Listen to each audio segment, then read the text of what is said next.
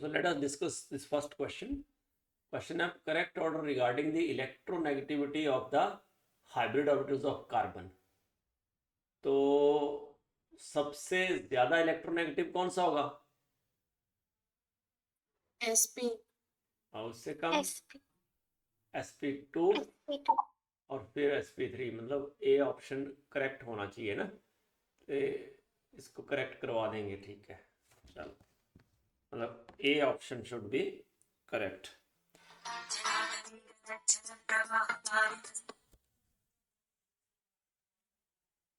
Hello जी, मुझे में कौन बोल रहा है? जी जी, बोलिए बोलिए। सर मैं आपको थोड़ी देर में फ़ोन करूं? एक्चुअली क्या, मैं कहीं था मीटिंग में। हाँ, मैं 1 घंटे बाद फ़ोन करूं? ठीक ठीक ठीक, थैंक यू सर।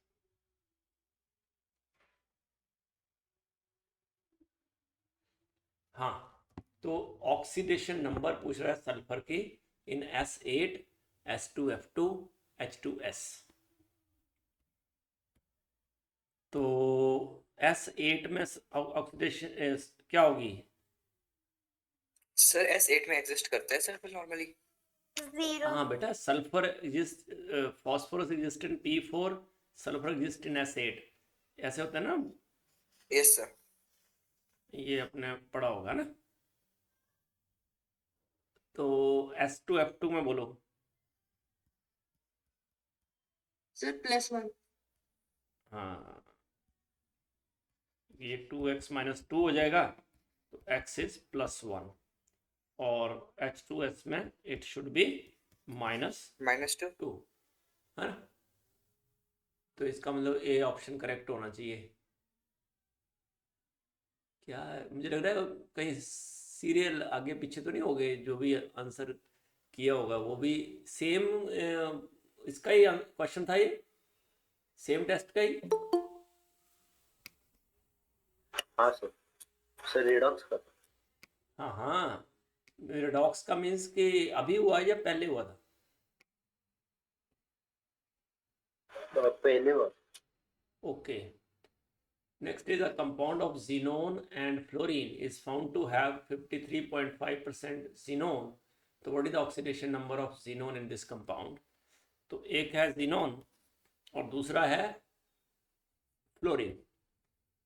इसका परसेंटेज दिया है 53.5, तो इसका कितना होगा? 46.5, है ना? xenon का एटॉमिक वेट कितना होता है? xenon का एटॉमिक वेट कितना होता है? देखो कितना होता है। सर 130। 1, ये वैसे गिवन होना चाहिए। सर 131। 131, ओके, तो 131 और ये 19।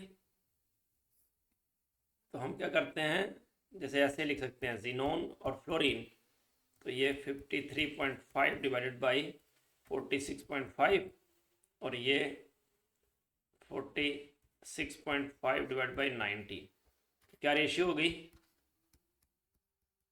xenon to fluorine? Oh sorry, 46.5 नहीं,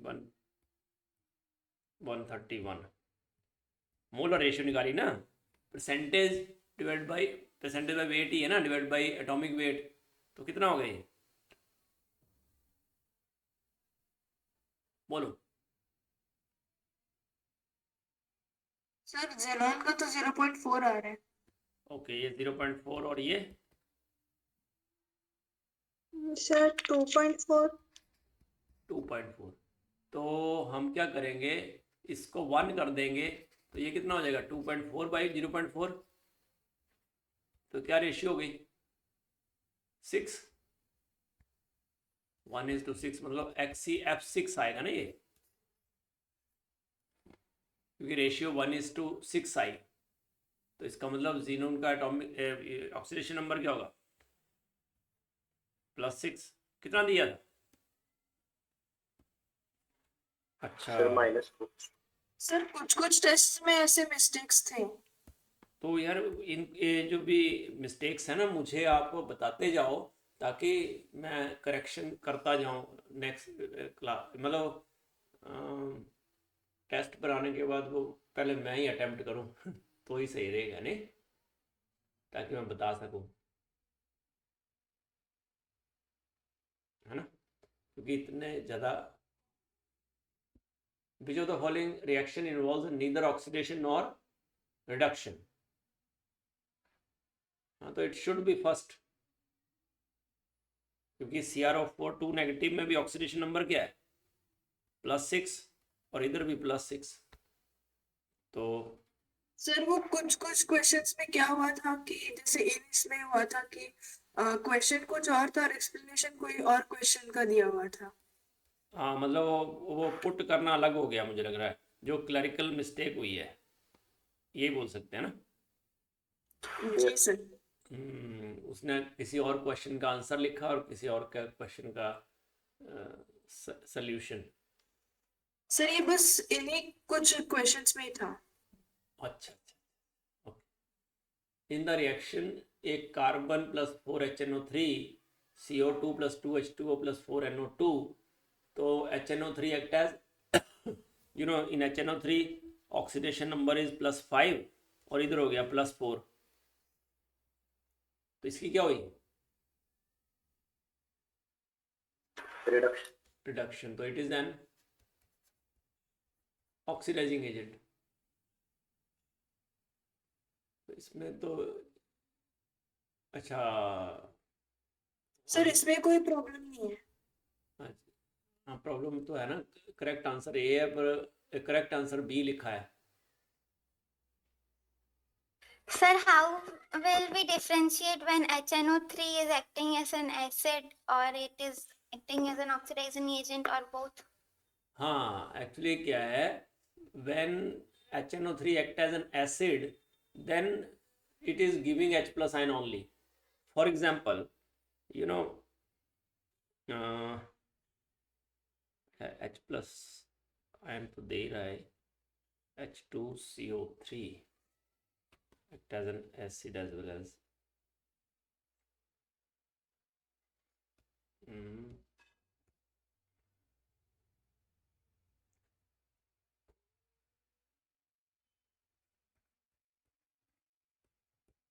अब ये रिएक्शन है।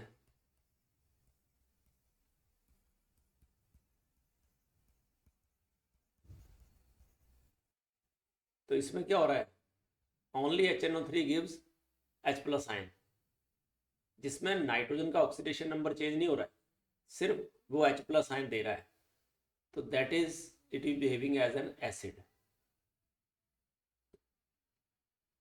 ठीक है, but if oxidation number of nitrogen changes, that means it is oxidizing agent, it is an oxidizing agent. Got it? Can you repeat? I said if HNO3, in HNO3 there is a change in oxidation number, then it is an oxidizing agent or reducing agent. If it gives only H+ ion and there is no change in oxidation number of nitrogen, that means it is behaving as acid. Sometime it can behave as a base. Name any reaction where HNO3 act as a base.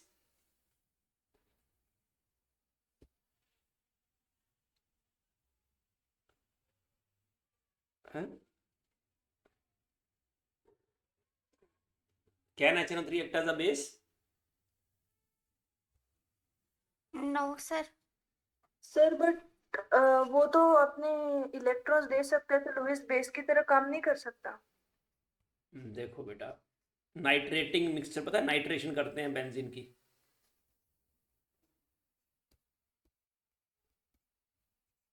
इसमें क्या होता है,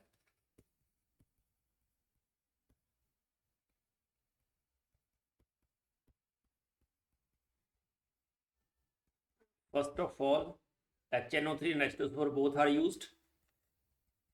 So there is a transfer of proton from H2SO4 to HNO3, and then there is a removal of water. क्या बन जाता है? NO2 positive.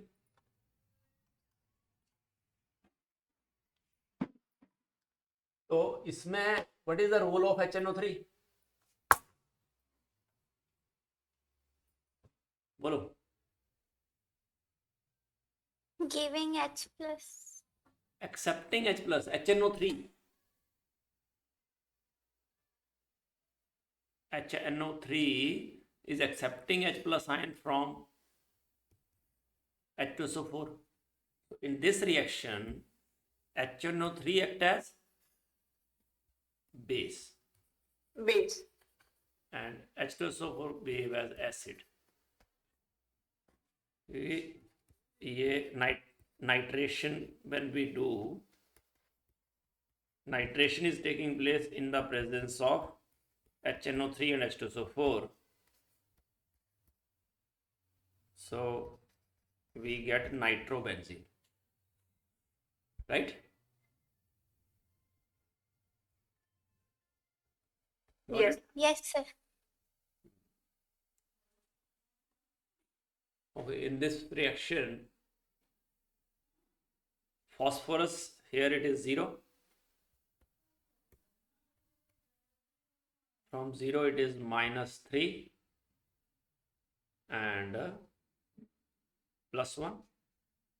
So phosphorus is oxidized as well as reduced.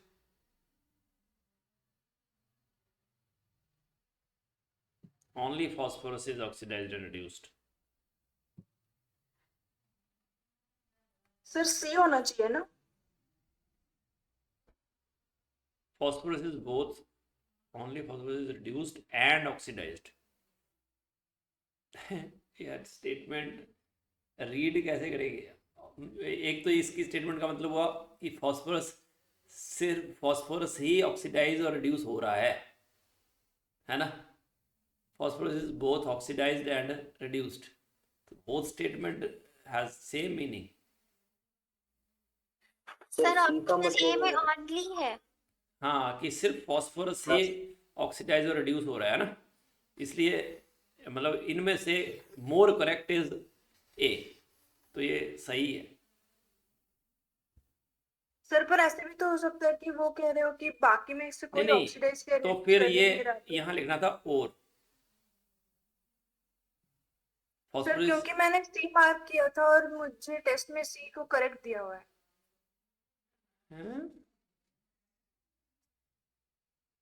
तो मैं वही बोल रहा हूँ, ए और सी दोनों ही करेक्ट हैं, बट इनमें से अगर मोर करेक्ट देखना हो तो ए. क्यों? क्योंकि उसने लिखा है ओनली फॉस्फोरस इज ऑक्सीडाइज्ड और रिड्यूस्ड एंड रिड्यूस्ड, है ना, बाकी कोई नहीं हो रहा है. Sir what about potassium? बेटा potassium is +1 in both side, on both side. देख see what is oxidation number of phosphorus, ए ऑक्सीजन, ए potassium sorry, it is +1. Here it is also +1. Hydrogen is also +1. Oxygen is -2 on both side. ठीक है? Sir, how Yes. will we deal with the oxidation state of KH2PO2? KH2PO2, if you see KH2PO2, take it as X oxygen -2 +1 for potassium and hydrogen. So it is 3 plus X minus 4 equal to 0. X minus 1, 0. X is +1. That's it. Yes, sir. Sir Yes. Sir मेरा भी incorrect है, उन्होंने सी mark किया correct. C is correct. ऐसा mark मैंने बोला ना A और C both are correct in practice, but मुझे लगता है कि इस A का स्टेटमेंट का मतलब ये only phosphorus is oxidised and reduced, ऐसा लिखा होता है ओनली फॉस्फोरस इज ऑक्सीडाइज्ड और रिड्यूस्ड, तो एंड वर्ड लिखा है मतलब both phosphorus is oxidised as well as reduced. नीचे भी वही लिखा है, ए और सी का लिटरल मीनिंग तो सेम ही निकलता है, ठीक है। In the standardization of sodium thiosulfate using potassium dichromate by iodometry, what is the equivalent weight of potassium dichromate? बोलो। तो डाइक्रोमेट का इक्विवेलेंट वेट कितना होता है? Option B. Yes, it is divide by 6 ही होना चाहिए।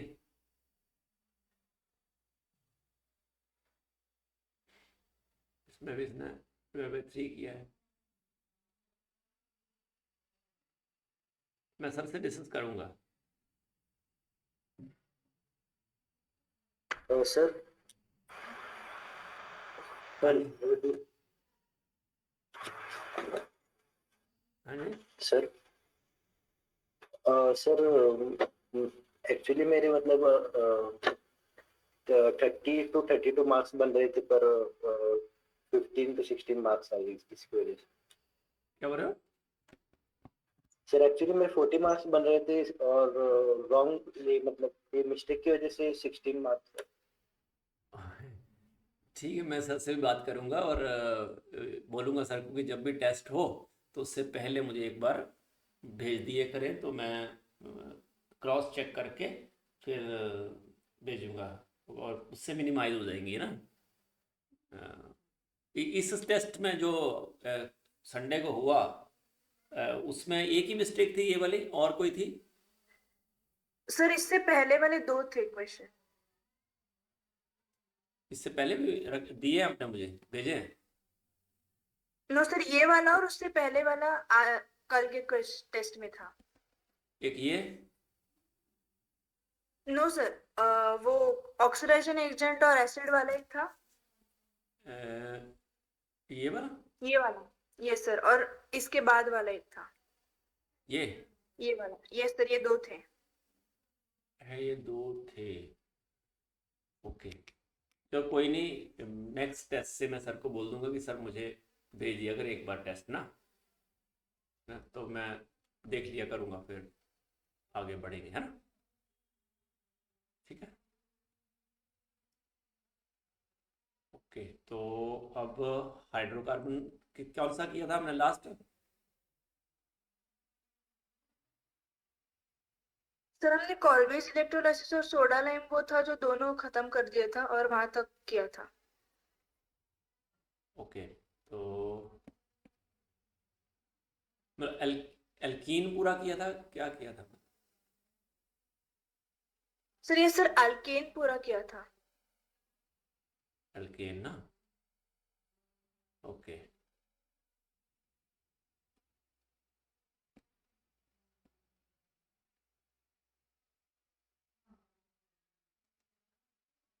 आज एल्कीन शुरू करना है सर।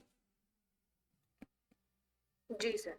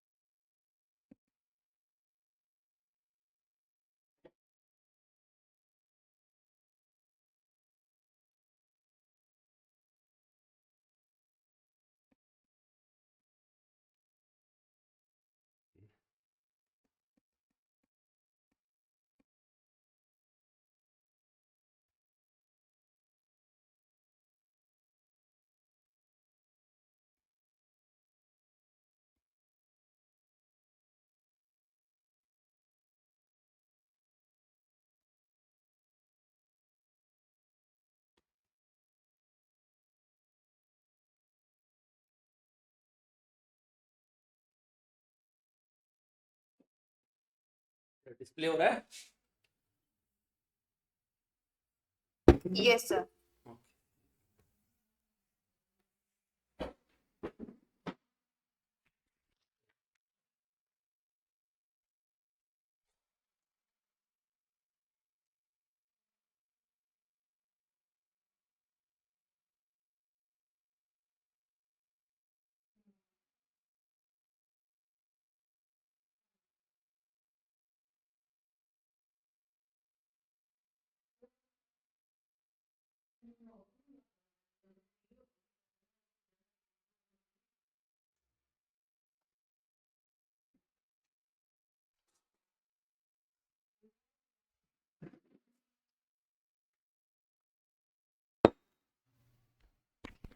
Okay, alkenes.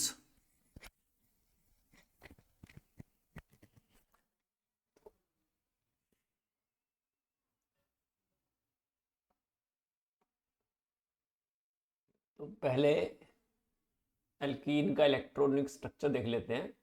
एल्कीन्स क्या होती हैं?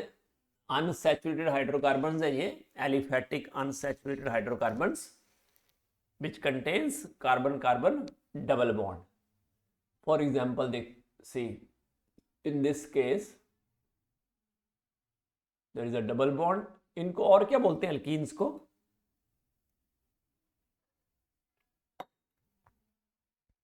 जैसे एल्केन्स हैं, they are known as paraffins. सुना है आपने?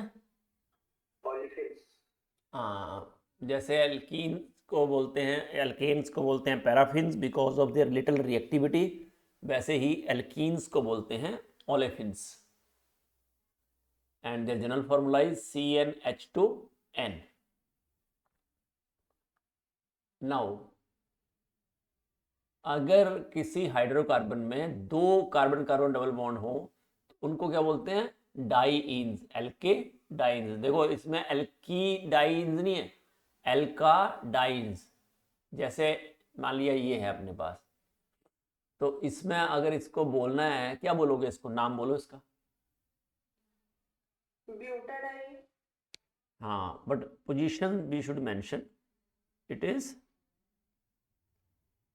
ब्यूटा, हाँ ब्यूटा 1,3 डाईईन। ठीक है, मुझे ना दोबारा चलाना पड़ेगा ये, क्योंकि रीस्टार्ट करना पड़ेगा। रुको जरा।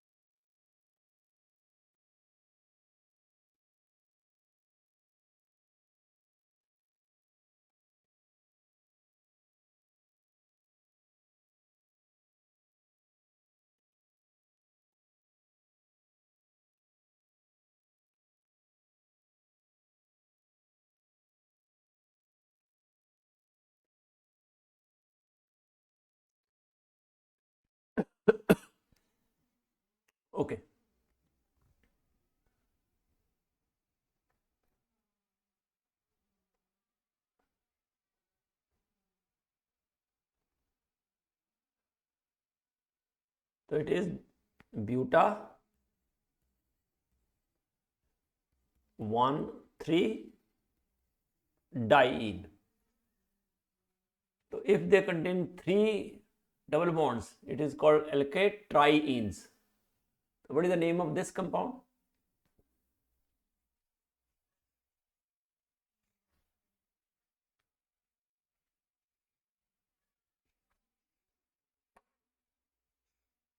बोलो.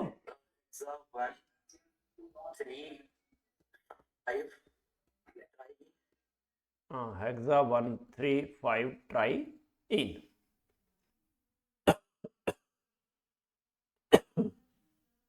Now let us talk about electronic structure of ethene. So if we talk about Lewis dot structure, dash structure, or ball stick model, so first of all, Lewis dot structure. So in Lewis dot structure, you know, in ethane there are two carbons, and there is a double bond between 2 carbons. So this is the Lewis dot structure of ethane, and this dot represents the electron of carbon and cross represent the electron of hydrogen.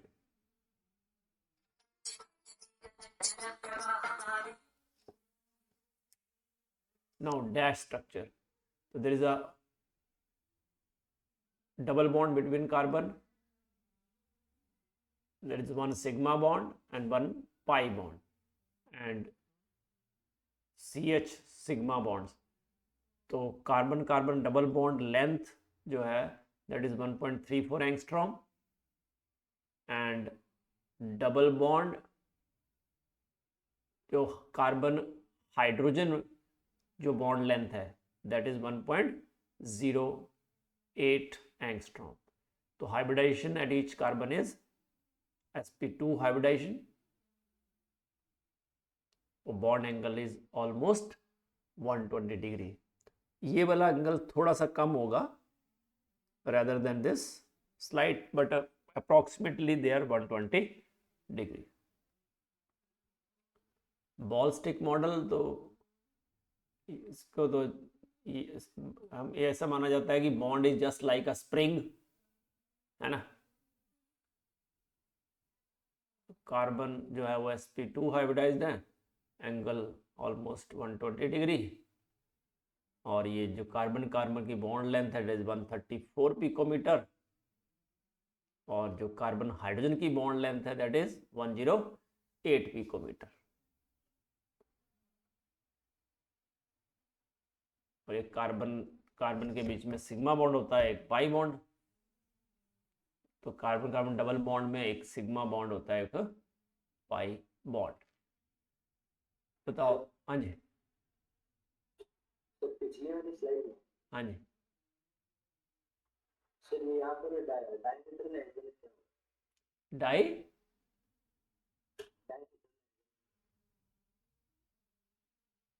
Dihedral angle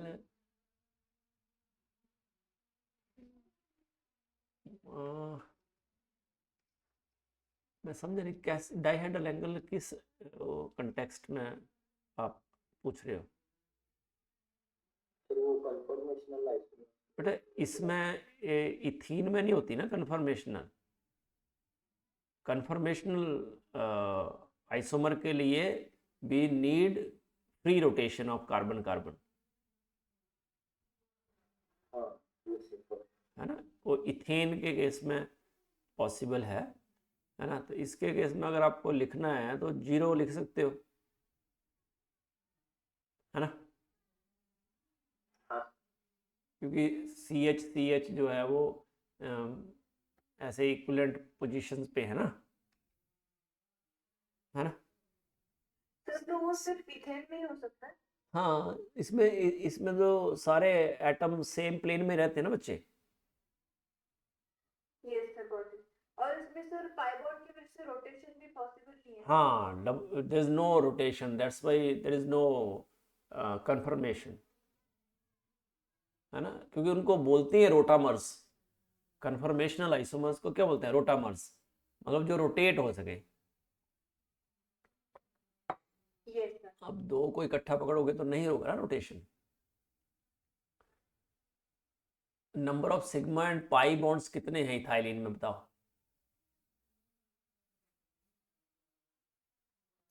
sigma bond कितने हैं, pi bond?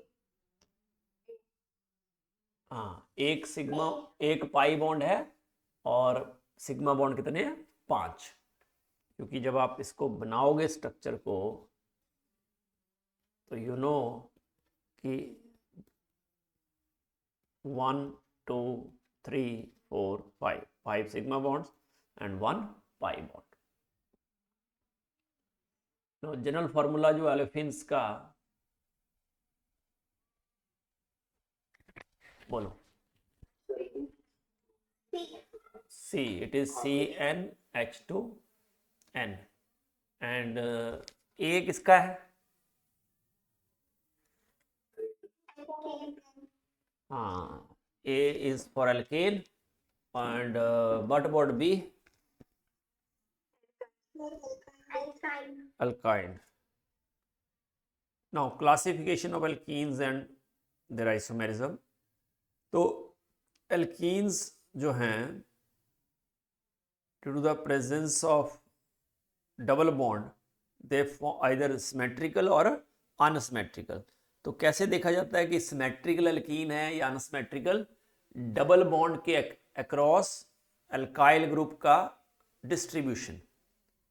अगर तो double bond के दोनों side एक जैसे groups हैं तो इसका मतलब सिमेट्रिकल एल्कीन है। अगर तो एल्कीन जिसमें similar groups are attached to the double bonded carbon, तो that is called symmetrical alkene. इसको ऐसे तोड़े तो बराबर हिस्सों में डिवाइड होंगे ना। वैसे ही अनसिमेट्रिकल एल्कीन क्या होगी?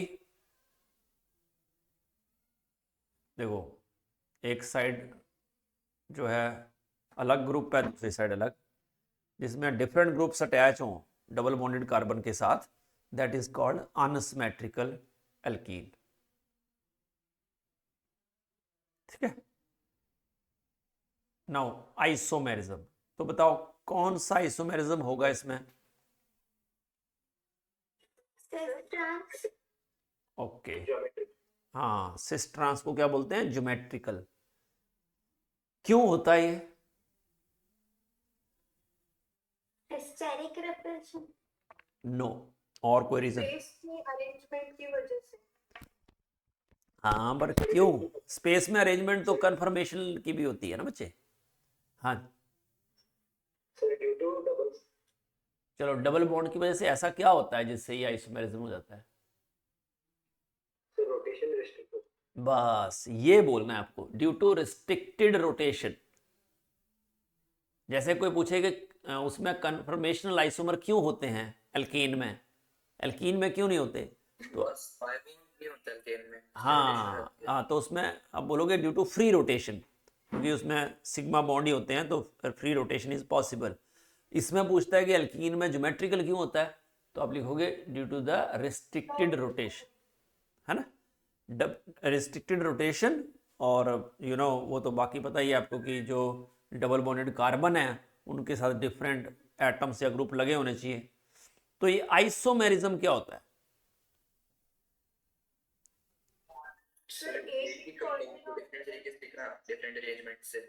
हाँ, ऐसे कंपाउंड जिनका मॉलिक्यूलर फार्मूला तो सेम हो, है ना, बट स्ट्रक्चरल फार्मूला या स्पेशियल अरेंजमेंट बहुत डिफरेंट, अरेंजमेंट डिफरेंट हो। ये जो डेफिनेशन है, it is applicable for structural isomerism. तो आइसोमेरिज्म जो है, एक हो गया स्ट्रक्चरल और दूसरा हो गया स्टीरियो। तो ये दो तरह के आइसोमर्स होते हैं, स्ट्रक्चरल आइसोमर्स, स्टीरियो आइसोमर्स।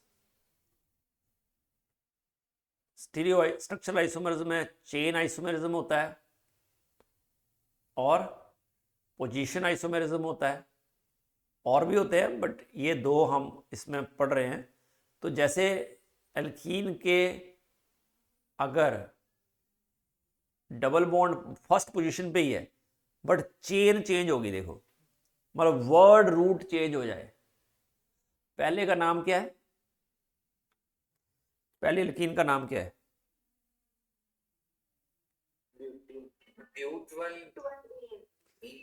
ब्यूट 1 और दूसरे का नाम क्या है?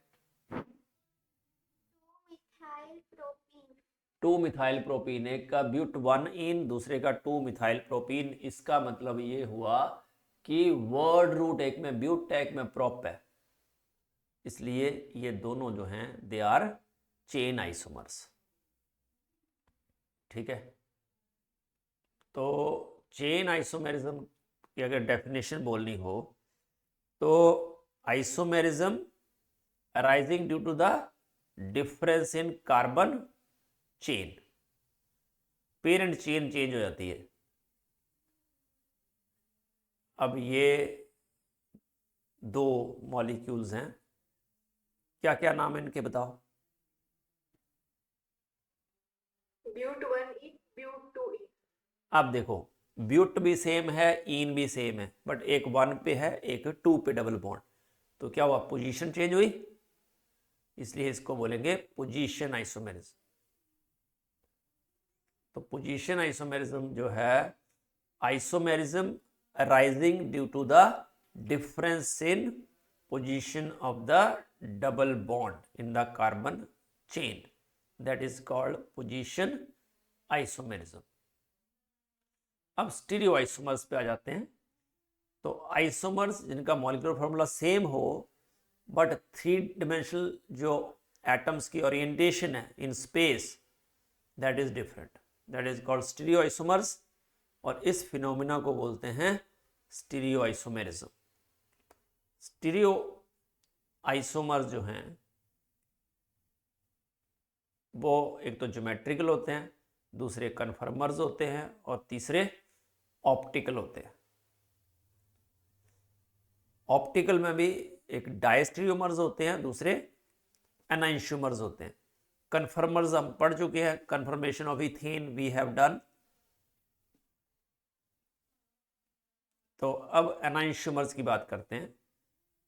ऐसे isomers which are non super imposable mirror images, मतलब उनमें मिरर इमेज रिलेशन होगा। जैसे अगर मैं ए को जो है वो मिरर में देखूं तो ए मुझे कैसा दिखेगा?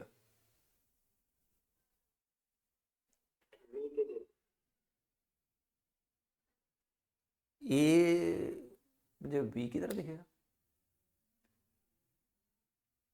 कैसे? मिरर में ए देखूंगा तो ए की तरह ही दिखेगा बच्चे, नहीं? क्योंकि उस ए जो है, देखो ऐसे होता है, इसको मैंने मिरर में देखा तो देखो ये वाला जो है पहले वाला पार्ट वो ये दिखेगा मुझे। देखो मतलब कि ये जो मैंने बनाया ना अभी, ये वाला पार्ट है, ये मुझे ऐसे दिखेगा। और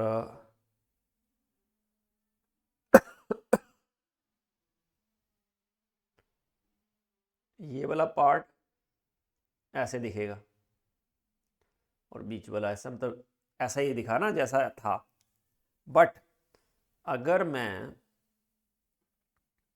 एल देखूं कैसा दिखेगा मुझे? ऐसा दिखेगा। तो ये जो हैं दोनों mirror images, they are super imposable.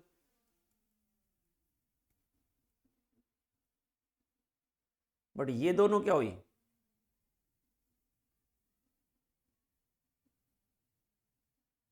Non super imposable. समझे?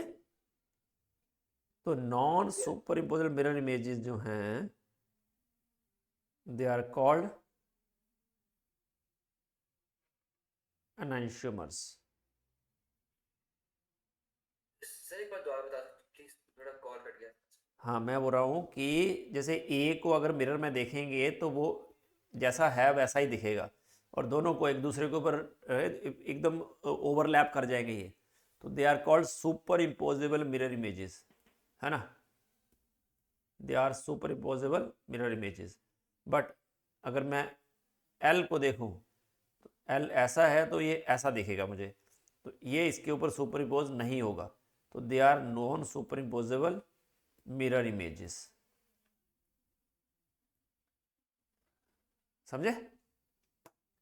तो ये जो non super imposable mirror images होती हैं दे आर कॉल्ड एनाइंशोमर्स।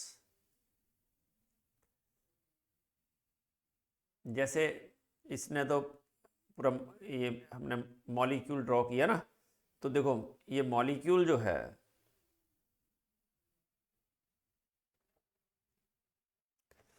ये वेज एंड डैश फार्मूला बोलते हैं इसको। ये जो दोनों हैं bonds they are on the plane of the paper, it is toward the observer and this is dashed is away from the observer, जो ऑब्जर्व कर रहा है उसके अपोजिट साइड। तो इसको अगर मैं मिरर में देखूं तो क्या होगा? CH3 उस तरफ चला जाएगा। हाँ, CH3 अपोजिट साइड चला जाएगा, है ना। तो इस तरह से ये दोनों जो हैं they are non super imposable mirror images, है ना। और इसको ही हम जो है बोलते हैं कि ये they are enantiomers. A pair of enantiomer हुए, ये दोनों क्या हैं? एनाइंशोमर्स के पेयर। क्यों ऐसा हुआ? क्योंकि इस कार्बन के साथ चारों डिफरेंट ग्रुप अटैच चाहिए, इसलिए दे आर एनाइंशोमर्स। और हाँ जी बेटा, सर उसी को रेस्पिक पिक्चर भी बोलते हैं। अगर ये दोनों इकट्ठे हों, इक्विमोलर मिक्सचर हो ऑफ पेयर ऑफ एनाइंशोमर्स, दोनों के इक्विमोलर मिक्सचर हो, that is called racemic mixture. तो ये एनाइंशोमर होते क्या हैं एक्चुअली? एनाइंशोमर क्या करते हैं? लाइट को रोटेट करते हैं। ये अगर किसी भी लाइट उसमें से पास होगी ना तो वो लाइट के प्लेन को रोटेट कर देता है।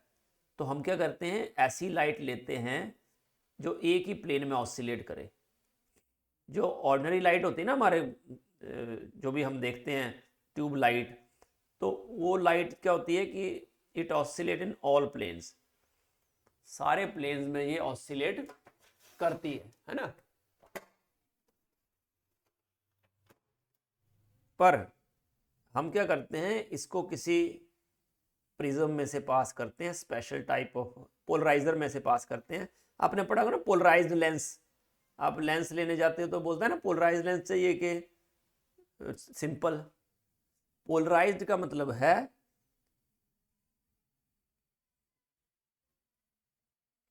The light which oscillate only in one plane, light जो एक ही प्लेन में ऑसिलेट करे उसको बोलते हैं प्लेन पोलराइज्ड लाइट। अब ये जो प्लेन पोलराइज्ड लाइट है, when it is pass through the solution, इसको मैंने सॉल्यूशन में से पास किया तो क्या होगा? अगर ये कंपाउंड, जो भी मैंने सैंपल लिया है कंपाउंड का, वो लाइट को रोटेट कर देता है मान लिया, इसका मतलब वो कैसा कंपाउंड है? ऑप्टिकली एक्टिव, और उसको बोलते हैं एनाइंशोमर। तो क्या होगा? या तो वो राइट में रोटेट करेगा या लेफ्ट में। अगर राइट में रोटेट करता है तो उसको बोलते हैं डेक्स्ट्रोरोटेटरी। अगर वो लाइट को लेफ्ट में रोटेट करता है तो उसको बोलते हैं लिवोरोटेटरी। ऐसे तो हम इसको देख नहीं सकते ना, बट एक स्पेशल टाइप का इंस्ट्रूमेंट होता है जिसको बोलते हैं पोलैरीमीटर। उसमें हम चेक कर सकते हैं कि सॉल्यूशन जो है लाइट को कहाँ रोटेट कर रहा है। राइट साइड या left side? Excuse me sir. हाँ बेटा। सर मतलब आपने एक ऑर्डिनरी लाइट को एक पोलराइजर से पास किया, हाँ। जैसे वो एक डायरेक्शन में कन्वर्ट होती है, उसके बाद आपने उसको एक सॉल्यूशन से डाला जिससे वो एक डायरेक्शन में जो कन्वर्ट किया उसकी हाँ बेटा, क्योंकि अगर हम ऑर्डिनरी लाइट को पास कर देंगे सैंपल में से, तो वो तो हर प्लेन में है, तो अगर रोटेट भी कर रही होगी तो हमें लगेगा ये तो सेम सेम ही तो है जैसी लाइट थी। अब समझ रहे हो? हाँ ये सर। बट सर जो हमने पोलराइजर के बाद हमें स्ट्रेट लाइन मिल गई, उसको हमने रोटेट क्यों किया? ये चेक करने के लिए कि ये सैंपल उसको रोटेट करता है कि नहीं। ये हम नहीं कर रहे रोटेट, उसको हम नहीं कर रहे रोटेट, ये सैंपल में पास होने के बाद वो रोटेट खुद हो रही है। अगर वो होती है रोटेट, इसका मतलब ये कंपाउंड का जो जिस कंपाउंड का ये सैंपल है ना, वो ऑप्टिकली एक्टिव है ना। वो जो कंपाउंड है वो ऑप्टिकली एक्टिव है। अगर रोटेट नहीं, जैसे पानी रख दिया आपने, तो वाटर इज ऑप्टिकली इनएक्टिव, तो वाटर नहीं रोटेट करेगा उसको, वो प्लेन जैसा है वैसा रहेगा। सर हाँ जी बेटा। सर इसमें सैंपल में अगर रेसिमिक मिक्सचर हो इक्विपोलर तो भी नहीं करेगा, तो क्या होगी, इंटरनल कंपनसेशन हो जाएगी। एक्चुअली देखो, रोटेशन को चेंज कर देंगे, एक्सचेंज दोनों को। हाँ, एक राइट में रोटेट करेगा, एक लेफ्ट में, उतना ही। तो इंटरनल कंपनसेशन की वजह से रेसमिक मिक्सचर जो है वो क्या हो जाएगा, optically inactive. Though both the compounds are optically active present in the mixture, but overall mixture क्या हो जाएगा, ऑप्टिकली इनएक्टिव। क्यों?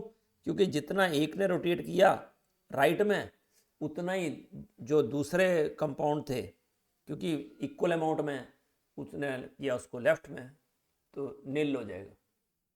तो इसलिए मतलब जब तक हम उनको सेपरेट सेपरेट ना टच करें, हमें पता नहीं चलेगा कि वो रोटेट कर रहे हैं या नहीं, क्योंकि हाँ, नहीं, पर ऐसा हो सकता है ना, एक 80% ले लिया, एक 20% ले लिया, मतलब 50-50 नहीं लेना है, ओके तो भी वो ऑप्टिकली एक्टिव होगा, है ना। ओके हाँ, बट अगर हमें चेक करना है कि उसकी रोटेशन कितनी है, एंगल ऑफ रोटेशन, तो प्योर ही लेना पड़ेगा, है ना। नाउ डायस्टेरियोमर्स, तो डायस्टेरियोमर्स जो होते हैं वो मिरर इमेज नहीं होते। नॉन सुपरइम्पोजेबल तो ऑब्वियसली होंगे ही, बट उनमें मिरर इमेज रिलेशन नहीं होता। जैसे मान लिया ये कंपाउंड है, D3O है, और ये कंपाउंड है, अब ये दोनों में मिरर इमेज रिलेशन नहीं है। देखो ये HOH है, ये OHH है, सिर्फ एक कार्बन को इसने चेंज कर दिया,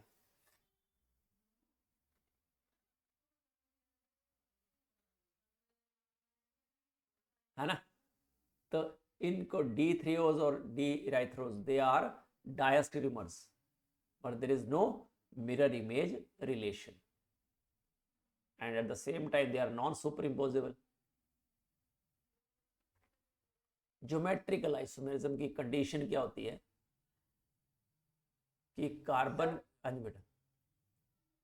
सर एक बार मीजो कंपाउंड्स क्या होते हैं वो भी एक बार बता दीजिए। ओके, एक्चुअली जब हम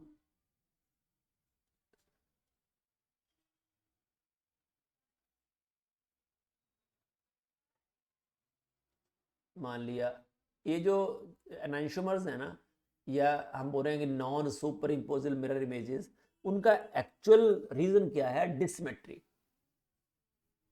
सिमेट्री नहीं होती मॉलिक्यूल में, इसलिए वो नॉन सुपर इम्पोजेबल हो जाती है मिरर इमेज, है ना, और वो ऑप्टिकली एक्टिव हो जाता है। बट जैसे ये दो है, ये मॉलिक्यूल है 2,3 डाइब्रोमो ब्यूटेन, तो इसमें हम देखें तो ये, इसको मैंने यहाँ से अगर कट करूँ मैं, तो ये दो हाफ में कट हो जाएगा, इसमें प्लेन ऑफ सिमेट्री है।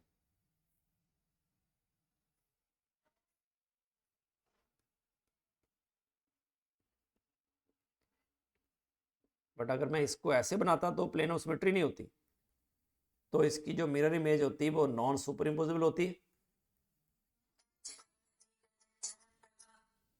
है ना।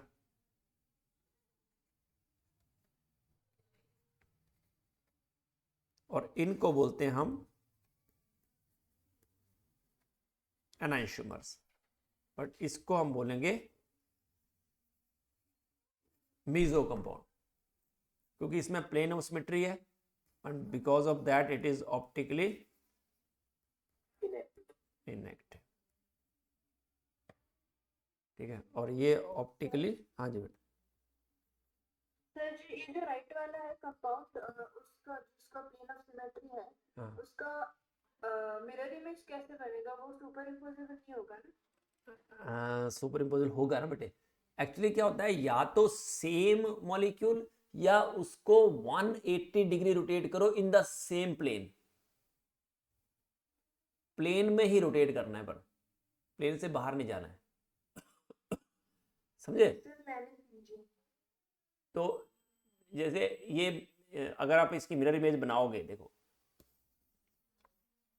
कैसी बनेगी, CH3 BRH BRH और CH3, है ना। तो इसको मैं अगर 180 डिग्री रोटेट करूं तो ऐसा बन जाएगा, बट इसको 180 डिग्री रोटेट करूंगा तो ये ऐसा ही रहेगा जैसा है।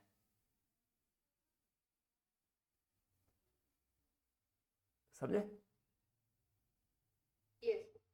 इसलिए it is meso compound and optically inactive due to the presence of plane of symmetry, और इसकी मिरर इमेज क्या होगी, सुपर इम्पोजिबल। ओके,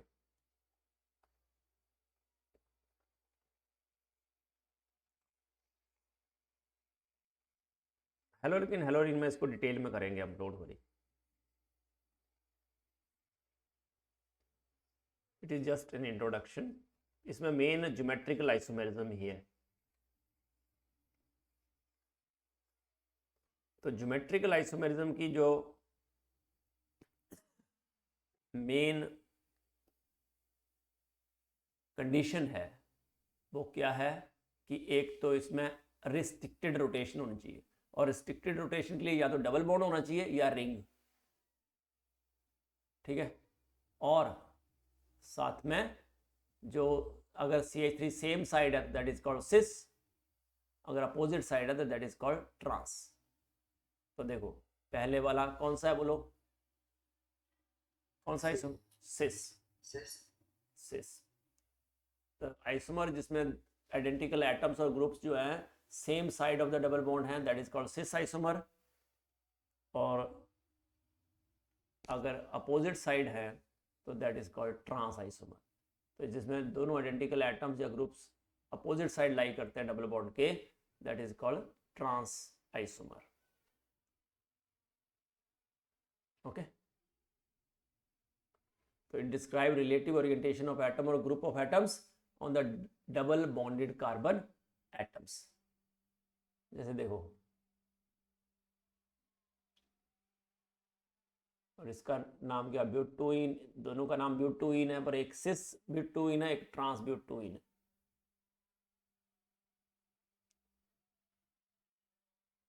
अब देखो कन्फर्मर्स की बात करें तो स्टीरियो आइसोमर जिसमें आइसोमर कन्वर्ट होते हैं रोटेशन अबाउट कार्बन को सिंगल बॉन्ड, उनको बोलते हैं रोटामर्स।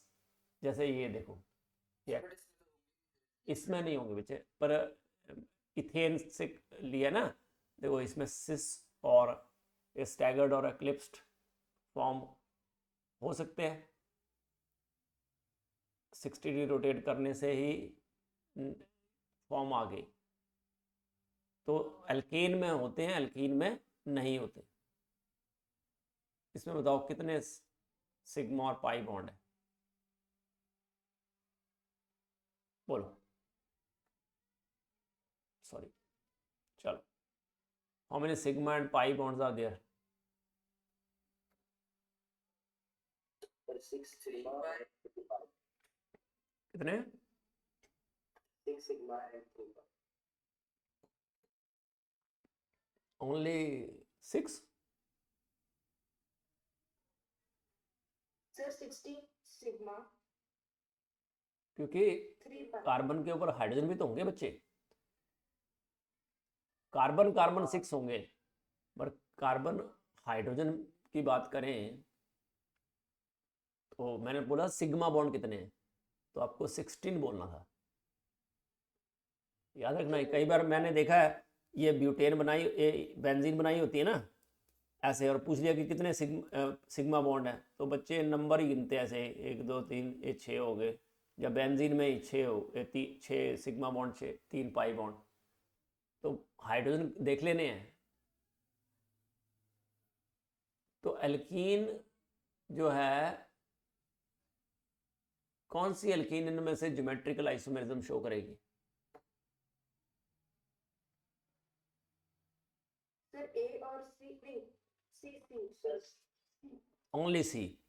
तो ये पहली कंडीशन है, डबल बॉन्ड होना चाहिए, और डबल बॉन्ड के साथ जो डबल बॉन्डेड कार्बन है उसके साथ जो दोनों ग्रुप अटैच होने चाहिए वो डिफरेंट होने चाहिए, ठीक है। तो सिस और ट्रांस बनेगा ऐसे। It is due to geometrical isomerism, it is due to A. Restricted rotation about carbon carbon double bond, ठीक है। Nomenclature I think you know, common name जो एल्कीन का होता है ना, उसमें क्या होता है, एन की जगह आइलीन, और पोजीशन जो है वो अल्फा बीटा गामा, जैसे ये इथाइलिन, ये प्रोपाइलिन, ये ब्यूटाइलिन, बीटा ब्यूटाइलिन,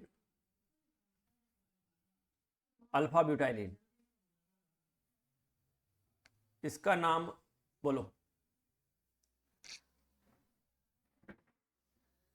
बोलो इसका नाम। 4 ethyl 4,6 ethyl. अच्छा, सारे बोलो एक एक करके। 2 A. मुझे लगता है गलत है।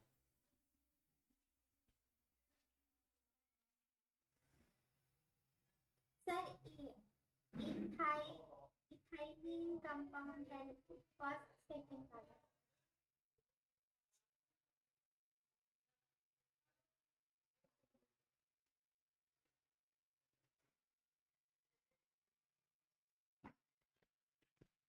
बोल दिया? 4 6 हाँ। 2 E 1 2 3 4 5 6 1 2 3 4 5 6 7। अच्छा, C2H5 जो है वो अगर एक्सपैंड कर दे तो बढ़ नहीं जाएगा?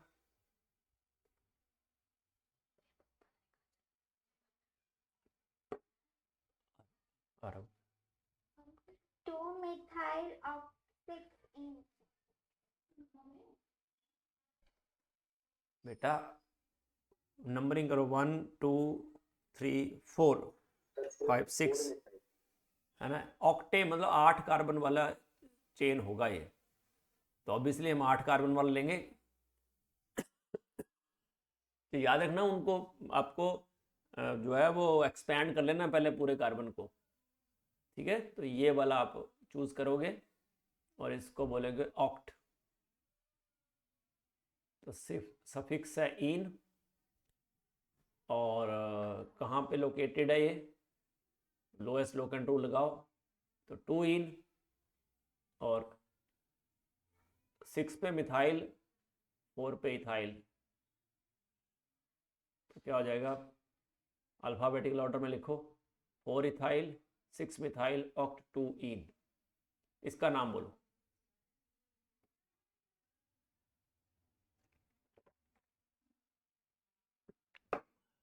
बोलो 2 ethyl pent E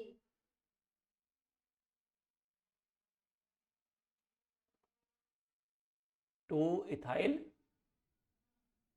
pentene pent 1 ene ना, जी सर पेंट 1 इन और 2 पे इथाइल। What about this?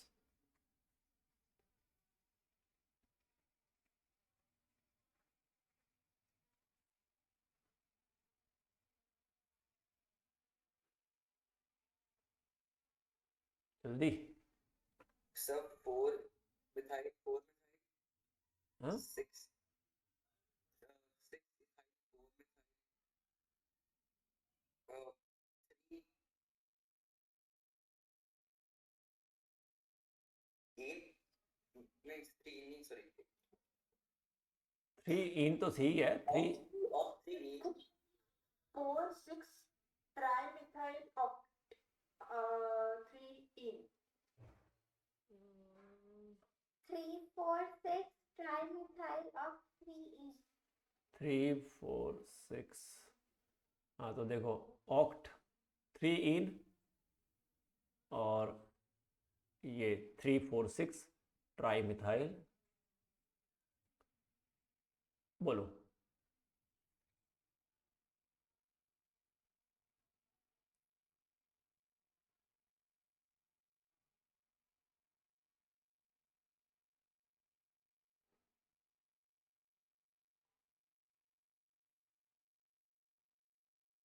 ये तो बिल्कुल आसान है।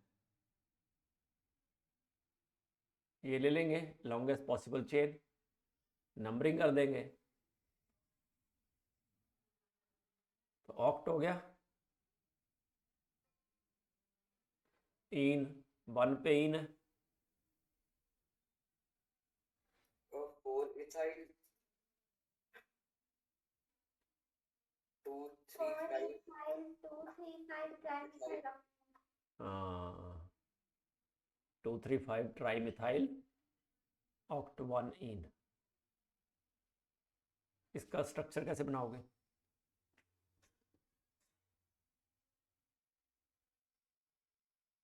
पहले क्या लेंगे, डेक 10 कार्बन नंबरिंग कर दोगे।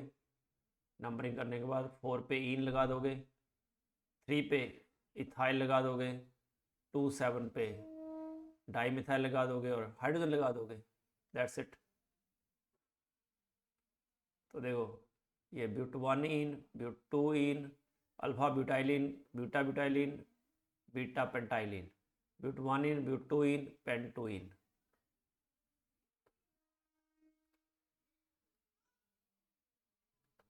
ये आइसो ग्रुप है, बट इसको इसलिए आइसो ब्यूटाइलिन बोलते हैं, इसको आइसो पेंटाइलिन बोलते हैं। 2 मिथाइल प्रोपीन 3। अब देखो 3 मिथाइल बोला है क्योंकि डबल बॉन्ड को लोएस्ट नंबर देना है ना। और ये पेंटा 1 3 डाइन, इसका डैश क्यों है? क्योंकि कॉमन नेम सबके नहीं होते। इसका यूपीएससी ने बोलो। पेंट 2 इन और 2 4 4 ट्राई मिथाइल। सर हाँ जी, सर एक बार पिछली स्लाइड में हाँ सर इसके भी पिछली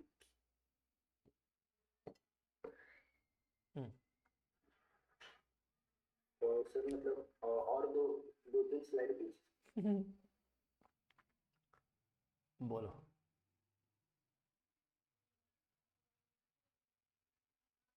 और हाँ सर यहाँ सर हाँ बोलो। सर यहाँ पर 2 इथाइल पेंट 1 इन का कॉमन क्या होगा सर? मतलब उसमें मिथाइलिन आएगा कॉमन। अगर कॉमन नेम लिखना होता तो मिथाइलिन आता, बट यहाँ पे नहीं लिख सकते ना हम क्यों सर? बेटा, क्योंकि डबल बॉन्ड को तो नंबरिंग में लेना ही है ना। अगर ऐसा होता कि डबल बॉन्ड यहाँ भी होते, मतलब इधर भी डबल बॉन्ड होता, इधर भी डबल बॉन्ड होता, तो इसको फिर हम ऐसा लेते, उस तरह से उसको नंबरिंग नहीं मिलती ना फिर। अच्छा तो फिर सर इसको कॉमन नेम नहीं होगा? नहीं, कॉमन नहीं मिलती। हाँ ठीक है।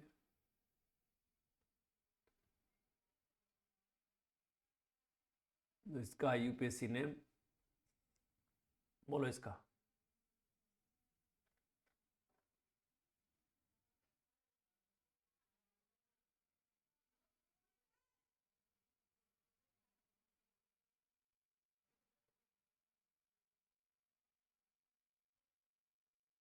तो हेक्सा ट्राइन है, किसकी पोजीशन पे है, 135 पे, और 3 पे methyl.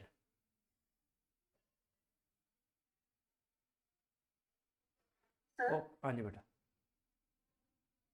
Sir classification of alkyne में एक एलाइल और विनाइल भी होता है ना? हाँ बेटा, एलाइल मतलब अगर इसको बोलते हैं, सॉरी, इस ऐसे मतलब सैचुरेटेड कार्बन है, जैसे ये क्या है, ये कंपाउंड प्रोपीन, अगर डबल बॉन्ड के नेक्स्ट कार्बन हो ना, उसको एलाइलिक कार्बन बोलते हैं इसको, और इसको क्या बोलते हैं, विनाइल। इसको क्या बोलेंगे, एलाइल। ठीक है, यस चलो प्रिपरेशन हम ना, कल आप लोग फ्री हो गया?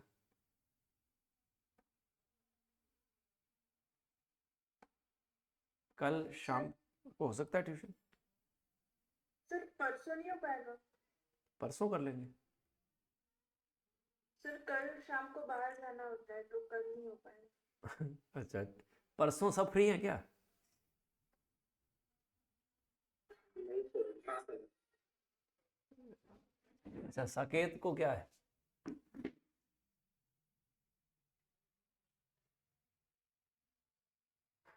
सर टेस्ट का मतलब डिप्रेशन।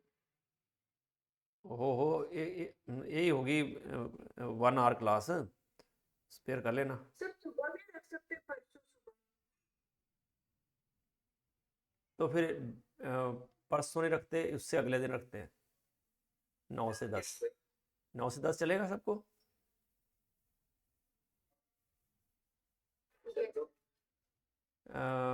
आज कौन सा डे है? ट्यूसडे, वेडनेसडे, थर्सडे, फ्राइडे को? Yes. ठीक है, तो 9 से 10 मॉर्निंग फ्राइडे। ओके, फिर सैटरडे क्या आना? हाँ सैटरडे तो होगा ही। ओके, चलेगा? ओके, सर हर फ्राइडे? नहीं, इस फ्राइडे है ना? ठीक है, ओके।